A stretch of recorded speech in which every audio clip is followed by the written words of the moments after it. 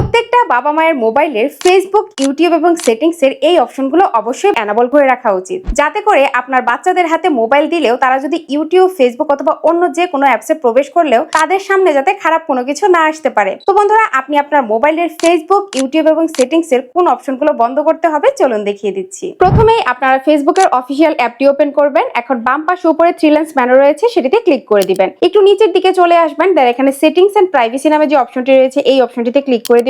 দেন উপর থেকে আপনারা সেটিংস অপশনটিতে ক্লিক করে দিবেন। আবারও একটু নিচের দিকে চলে আসবেন, দেন এখানে আপনারা কন্টেন্ট প্রিফারেন্স নামে একটি অপশন দেখতে পাচ্ছেন, এই অপশনটিতে ক্লিক করে দিবেন। দেন এখান থেকে সেনসিটিভ কন্টেন্ট নামে যে অপশনটি রয়েছে এই অপশনটিতে ক্লিক করে দিবেন। তো আপনাদের মোবাইলে কিন্তু ডিফল্ট সিলেক্ট করা থাকবে, আপনারা নিচ থেকে শো লেস এই অপশনটি এখান থেকে সিলেক্ট করে দিবেন। দেন নিচ থেকে সেভ অপশনে ক্লিক করে দিবেন। তো আপনার ফেসবুকের কাজ শেষ, আপনারা ফেসবুক থেকে বের হয়ে আসবেন, চলে যাবেন আপনি আপনার মোবাইলের ইউটিউবে। এখন নিচের দিকে দেখুন প্রোফাইল আইকন রয়েছে, সেটিতে ক্লিক করে দিবেন। এখন ডান পাশে উপরে যে সেটিংস এর আইকনটি রয়েছে সেটিতে ক্লিক করে দিবেন। দেন এখান থেকে আপনারা জেনারেল অপশনটিতে ক্লিক করে দিবেন। এখন নিচের দিকে দেখুন রেস্ট্রিক্টেড মোড নামে একটি অপশন রয়েছে, আর এই অপশনটি কিন্তু এখানে ডিসেবল করা আছে। তো আপনারা ক্লিক করার মাধ্যমে এই অপশনটিকে এখান থেকে এনাবল করে দিবেন। তো এখন কিন্তু আপনার ইউটিউবের কাজও শেষ, আপনারা ইউটিউব থেকে বের হয়ে আসবেন, চলে যাবেন আপনি আপনার মোবাইলের সেটিংসে। দেন আপনারা সার্চ বক্সে ক্লিক করে দিবেন, সার্চ করবেন ডিএনএস লিখে। তো এখানে প্রাইভেট ডিএনএস অপশনটি চলে এসেছে, আপনারা এই অপশনটিতে ক্লিক করে দিবেন। তো আপনাদের মোবাইলে কিন্তু অফ অথবা অটোমেটিক সিলেক্ট করা থাকবে, আপনারা এখান থেকে private DNS provider host name এটি সিলেক্ট করে দিবেন। দেন নিচের দিকে কাস্টম নেম এই অপশনটিতে ক্লিক করে দিবেন। তো আমি কিন্তু এখানে অ্যাড্রেসটি আগেই দিয়ে রেখেছি, তো আপনারা এখান থেকে এই অ্যাড্রেসটি এখানে টাইপ করে দিবেন। আপনারা এখানে dns.adguard.com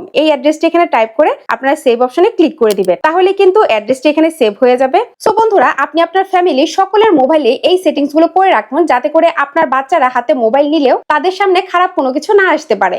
ধন্যবাদ।